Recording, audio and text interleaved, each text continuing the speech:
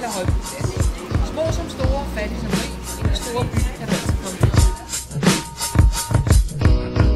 Der er dog kommet en bruder til, ligger en smule øde hen, om man vil. Shopping og skoler og dyre hjem, må dette vil finde en velhavende bekøb. Ringens normer fra det normale til udkanten af byen vil folk, der bliver forbavset over det uvante syn, tigger og gøjler, som under den vilde gade svinger og tilhører, vil de broderens hverdag finde det samme, som de søger.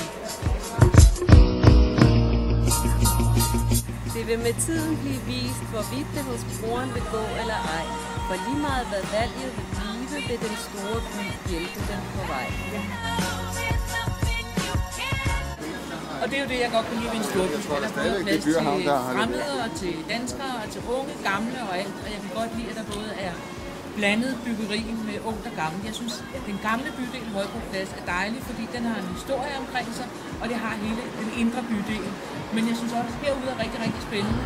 Og jeg synes, at jeg har været på en rundtur herude med By og Havn, hvor vi fik forklaret, hvorfor byggeriet ser ud, som det gør herude, med at der pludselig er et gulv indimellem med normalt etagebyggeri, man bare ville have lavet helt fladt og ens hele vejen hen.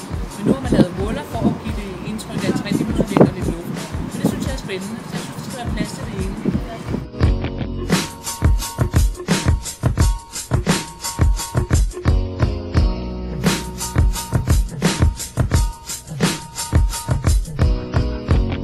Jeg bor her i Ørestad med min mand og min datter på 7 år, og vi er rigtig glade for at bo her, fordi der er mange børnefamilier herude.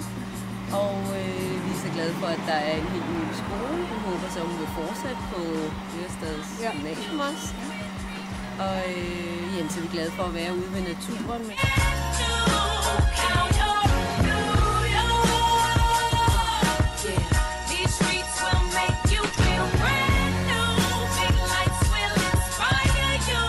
Om folk de mest er til den indre by eller til udkanten her ved Ørestad, det må nok være noget op til den individuelle, har vi fundet ud af. Men som vi kan se, så er firmaerne herude, de mener i hvert fald, at den indre by den er død.